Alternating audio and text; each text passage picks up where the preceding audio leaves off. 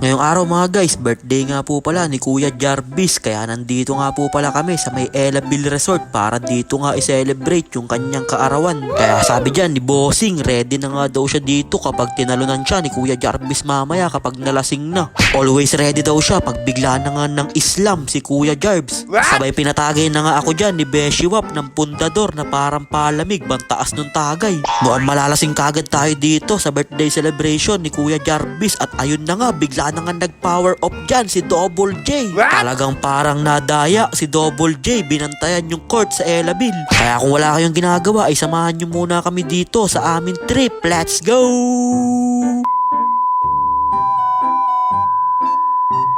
So, ayun po pupunta na nga kami sa Ellabille at dito na nga kami dumaan sa may Kalumpang dahil magaganda daw yung nakatira dun. Kaya binilisan na nga namin pumunta dyan sa may Ellabille dahil anong oras na nga din, gabi na, baka umagahin na naman kami ng uwi.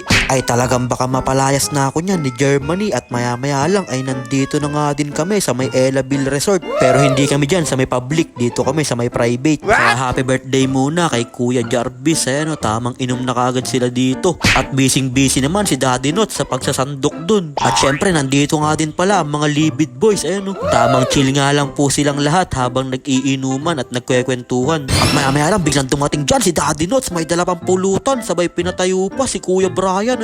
Grabe, trono daw niya yun. Sabi dyan ni Daddy Nots, alams na, trono ko yan, tayo na. Parang kanang kamay lang ni Boss Roy. Sabay dumating na nga dyan si Double J na nakangiti. Mamaya mukhang nakasimangot na to pag uwi. Kaya nagpa-picture muna dyan ng ating birthday boy sa kanyang mga kaibigan para meron daw silang pa-my day. Sabay nagpalingas na nga dyan ang punong abala na si Daddy Nots dahil mag-iihaw nga daw siya ng madaming yempo pampulutan. Kaya ginamitan na nga niya to ng kapangyarihan ng apoy. Baga kagad.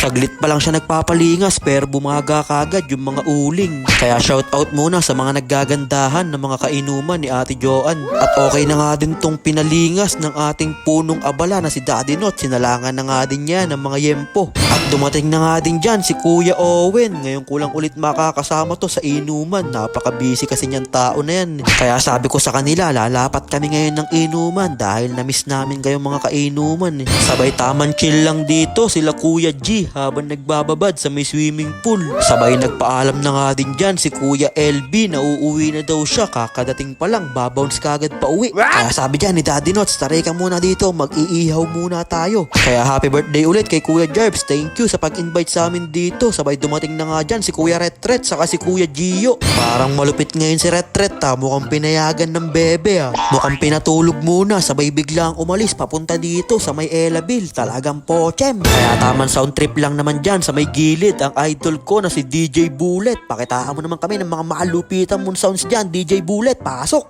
At hiwa na ako ng hiwa dito ng mga yempo para merong pulutan, kaso lang hindi nadadagdagan. Yung pala kinakain ni Daddy Nots. Kaya pala hindi madagdagan yung mga hinihiwa ko, lamang pala ang kurot ni Daddy Nots. At nagsama-sama na nga dyan ang big three nitong weekend. Pare-parehas pa sila ng short para may laro. Sabay tamang food trip lang dyan si Kuya Jewel sa may pinupud trip ni Kuya G. Mabisa daw, malasa. Baka mapagalitan kayo dyan ni Boss Roy, sa swimming pool pa talaga kayo nagpupud trip. Kaya tamang relax lang muna sila dito habang nakababad sa swimming pool.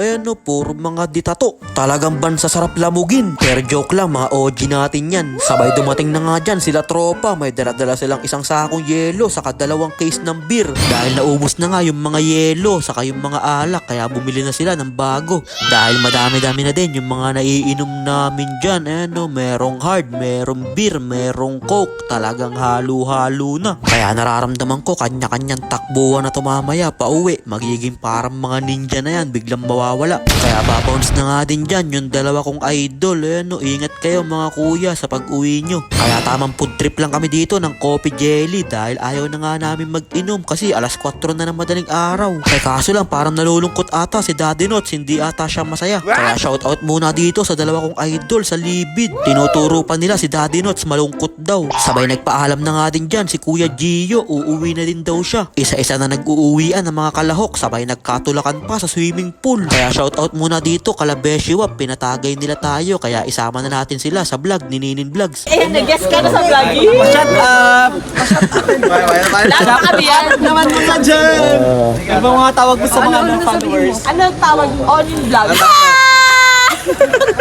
Ninin Vlogs. Ninin vlog. Follow mo na, follow mo na. Sino ba yan? Depende ko sino makikita.